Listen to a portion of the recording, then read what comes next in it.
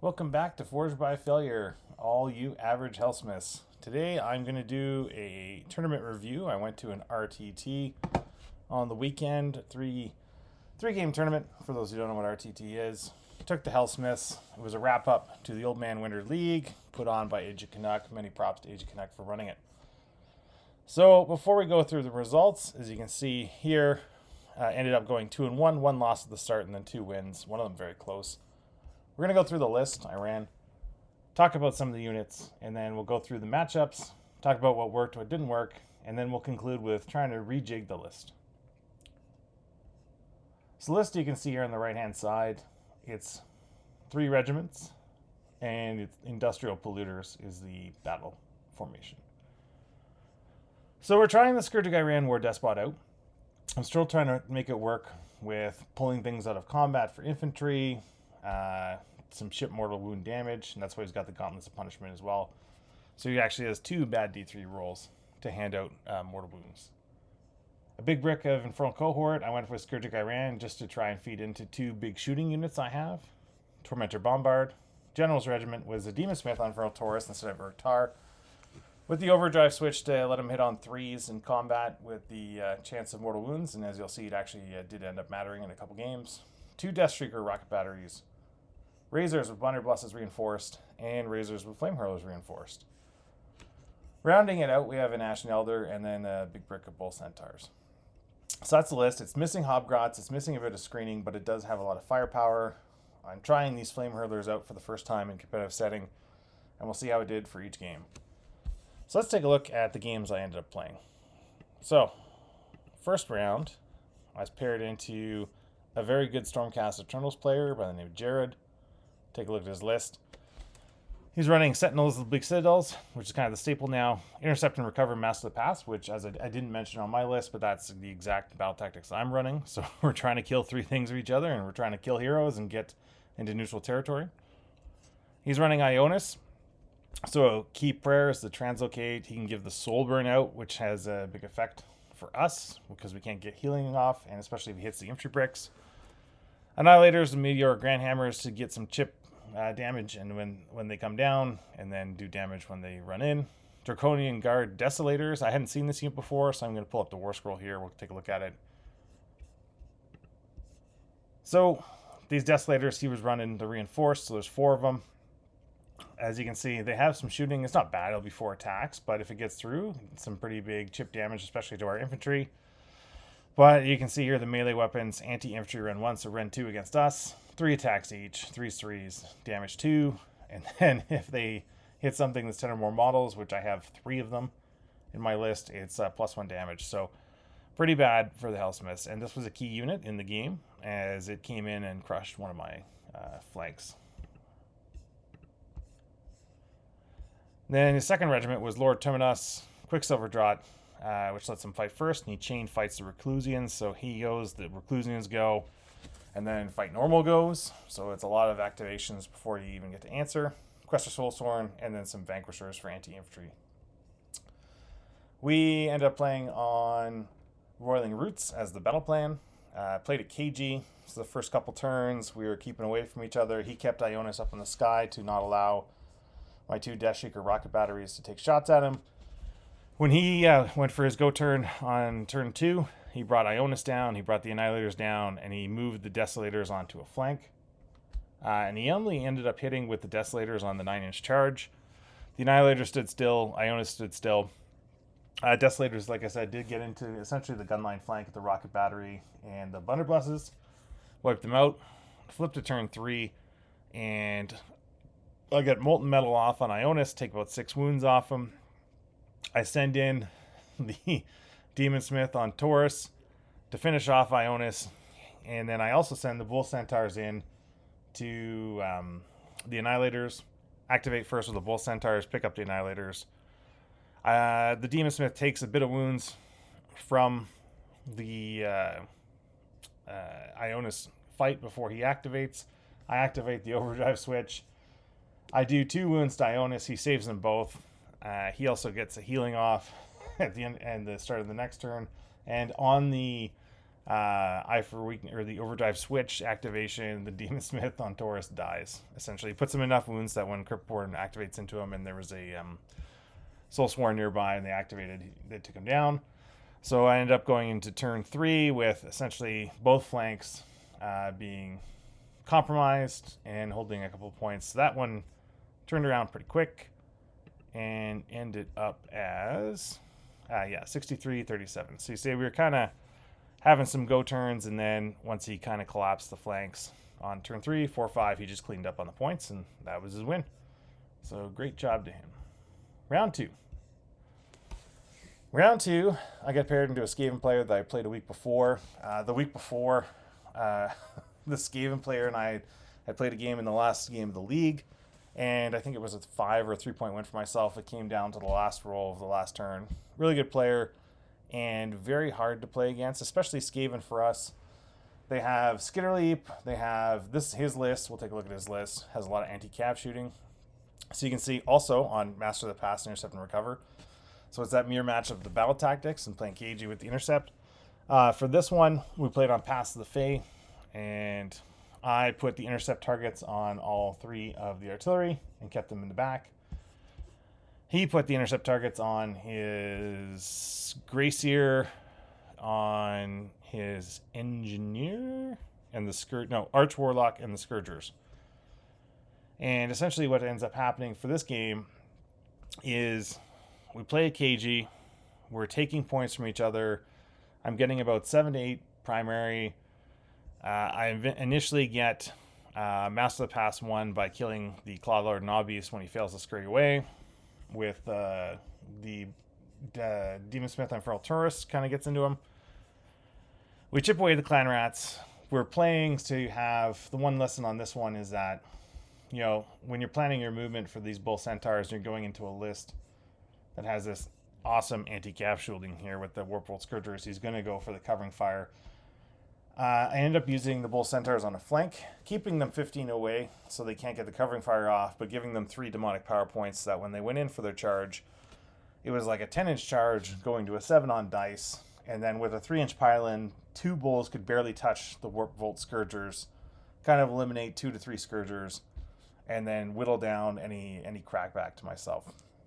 Unfortunately for him, when the Bull Centaurs went in, I think at the 3rd turn, there was some Clan Rats nearby that they could also touch when they piled in. So they ended up wiping out the screen and being able on turn 4 and 5 to get into his backfield and start causing damage, while I had some Blunderbusses and other things moving up the side. The Daemonsmith on Taurus was moving up the side. So in this game, it ended up coming down to the last turn. I ended up having to take a double, but fortunately, since I killed 2 Intercept and Recover things, it scored at the end of the battle for one of them, and we end up with the 1-point victory. So it was a great game, and this game right here, the MVPs were the Bull Centaurs. The Daemonsmith on Taurus did okay.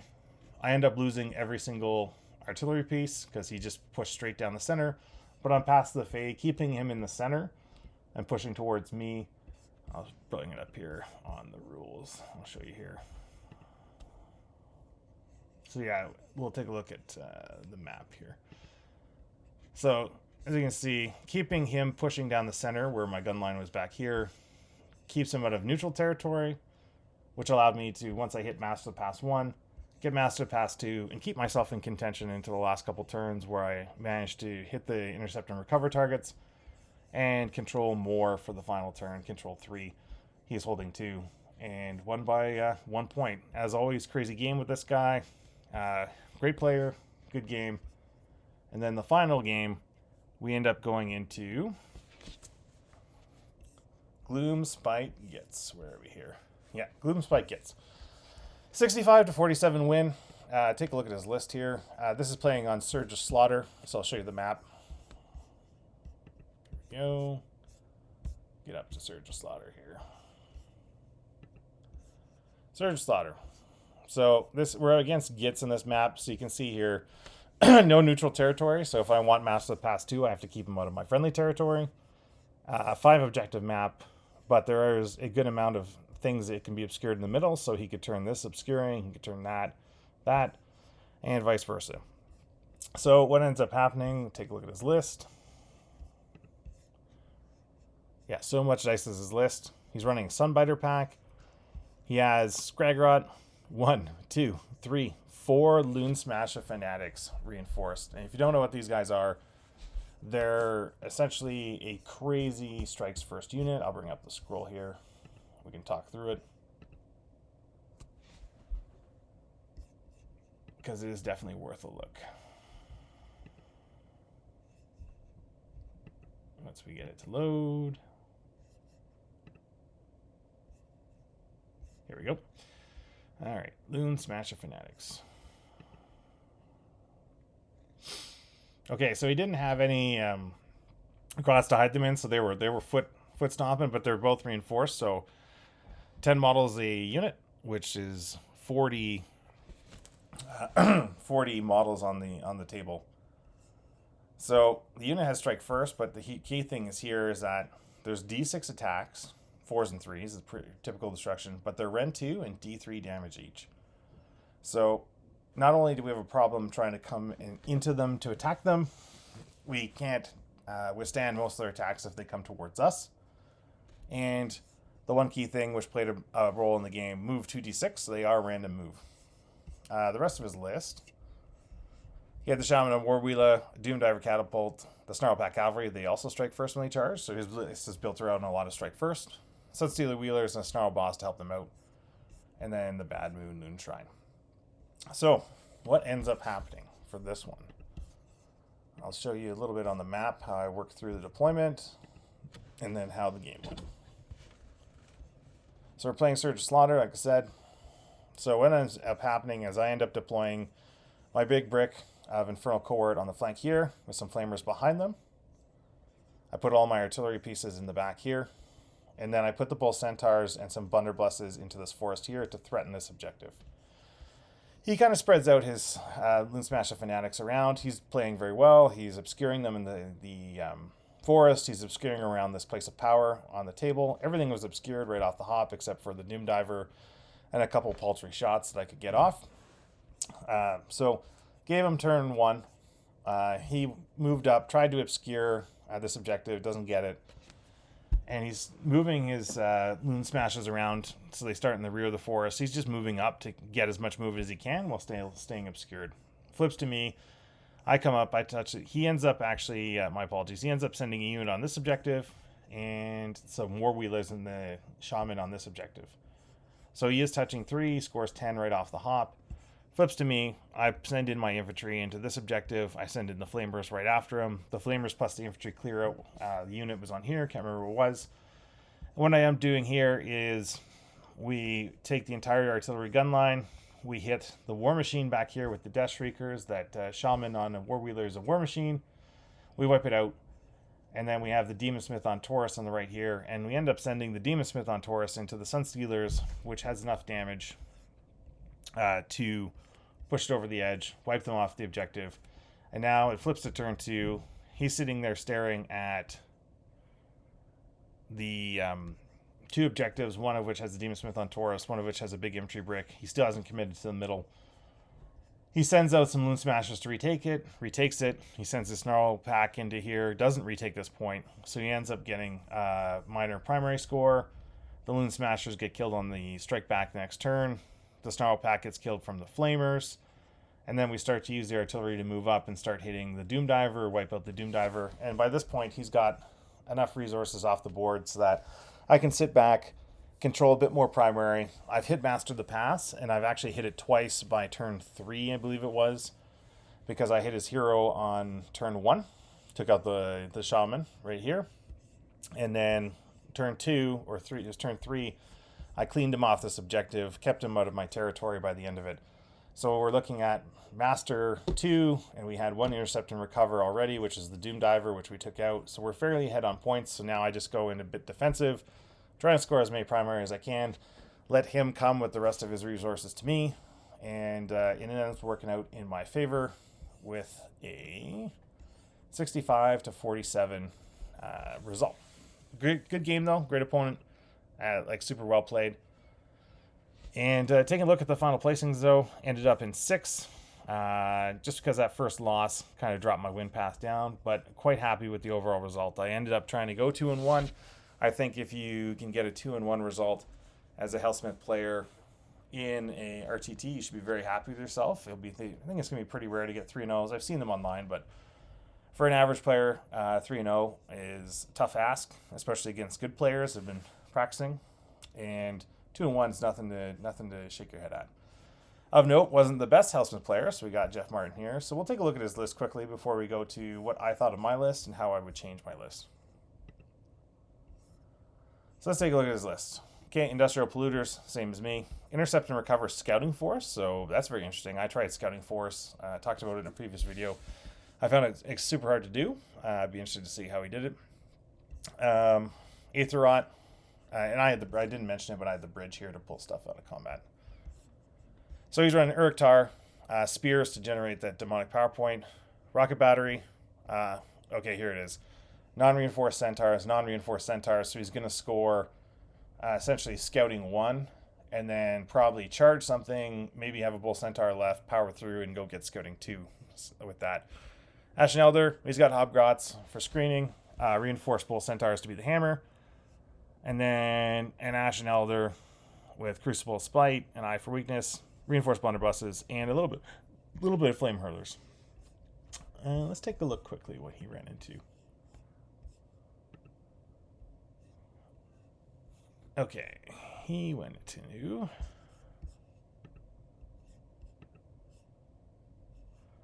Soulblight Gravelords, which he won another Skaven list, and then he lost to the winning Khorne list. Interesting.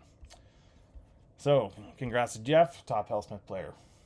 That being said, let's take a look at my list here and see what I would change out. Well, we can change this on the fly while we work on it too. So you're gonna come along for the ride. So, Scourge guy ran War Despot. Did I like him? He was okay. Is he worth 140 points? Definitely not. He was useful in pulling one thing out of combat once. He babysat some artillery and gave them some power points with his aura ability, but I definitely don't think he's worth the 140 points, and I definitely want that chain fight with a +1 attack. So let's go down here. We'll turn him to a regular War Despot, and then we will look at what was down here. So Scourge guy ran Infernal Cohort. The other Scourge guy ran scroll I'm checking out. It was good. In some instances, the super rally of 10 dice to start off with really helped swing something in my favor. It helped replenish the guns. It's a take it or leave it for me, but there was some times that I was spending that extra command point to get things onto the objective with the auto run, because these guys don't auto run 4. Next time I'm going to run this, I'm going to run them with regular blades. So let's put that in there, and we will reinforce it.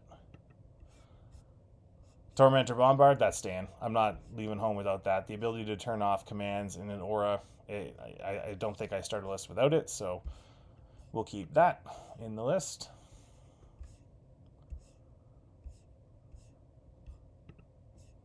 There, and then we'll go up and delete that regiment. Okay. Now, Daemonsmith on Infernal Taurus. This was an interesting one. I found that the Eye for Weakness was kind of misplaced on him, because he hits on 2s on his big attack, wounds on 2s on his big attack. It's nothing to give him wounds on 2s for a staff. And there was a lot of times where I didn't want him with the Bull Centaurs. They were kind of in different spots of the board where he had to come back. He was going to let them retreat and charge, obviously. So a misplay on my part to keep him away in some instances, but I just found where I needed the cast elsewhere during the game. Like they need to have that cast to give the bridge and move them around, overrode helping the Bull Centaurs. I think I would run Urak Taar. It was a good experiment, but I think the next time we're going to do this, we're going to run Urak Taar. So let's create that regiment. We'll add Urak Taar into that. He's just too good. Like, just the ability to throw points around. I really did miss moving points around in the enemy hero phase to react to things and to keep it going. Deathshrieker Rocket Battery. A bit of a love-hate relationship on this. I enjoyed having something to fight against monsters and to threaten my opponent, and it actually did give some people with monsters a scare. Specifically, the Stormcast player, like I said, kept the Ionis off the board for the initial things, but I really didn't feel like they did a lot. The 4s and 2s kills me. I don't want to put the... Sometimes I'll put the all-out attack on them, but I kind of wanted the all-out attack on the Blunderbusses when they wanted to go in, or I wanted to save that all-out attack for other purposes. I think 1's for sure. 2 is pushing it. So let's try a list without 2. We'll add 1 in there. And that'll help us save our points there for Taar. Okay. Blunderbusses, I'm keeping them. They're great. I love having them. Your opponent can play around them pretty easily, but if you backline them, bring them out of obscuring, and shoot something, especially when you give them the all-out attack, and we're looking at 2s and 2s, possibly Ren 3, giving out Strike Last to support infantry or the Bull Centaurs. I love it. Definitely not leaving home without them, so we're going to put those back in there.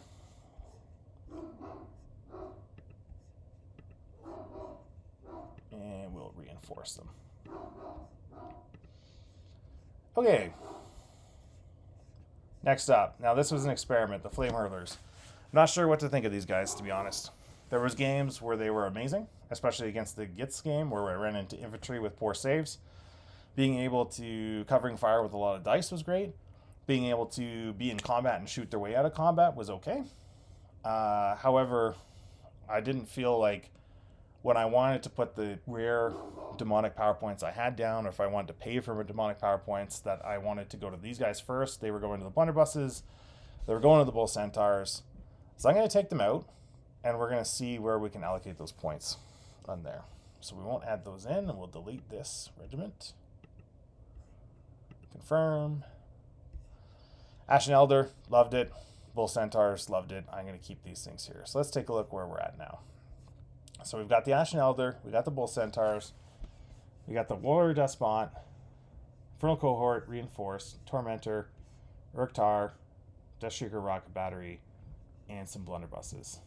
Okay, so we're looking at 350 points to allocate back here. What are we going to put these points into?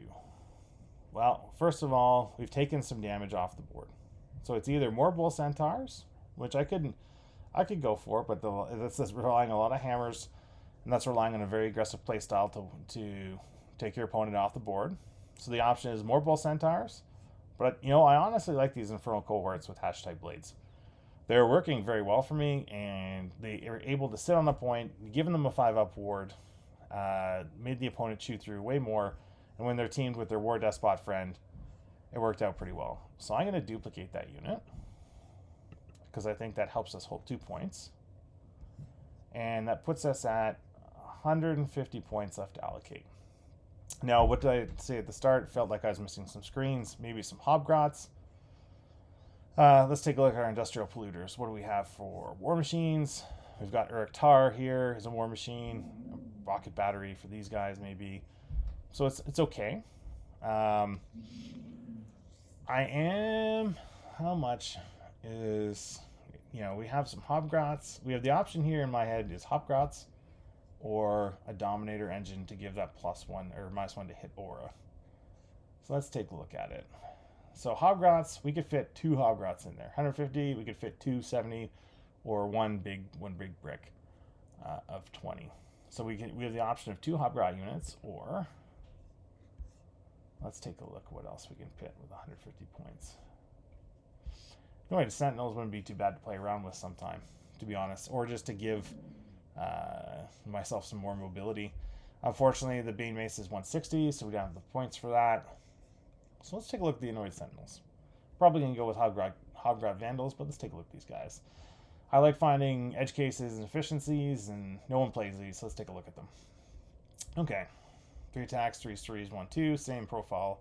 -1 attack from the Bull Centaurs, so 3. Anti-cav. There is a lot of cav out there. Same. There's no mortals. And then, yeah, their thing is they have to countercharge to get strike first, and they add 1. I honestly think I'd just rather have Hobgrotz.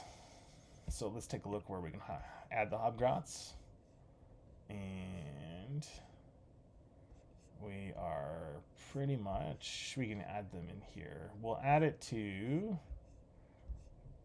let's go, we'll move that Tormentor Bombard up to here.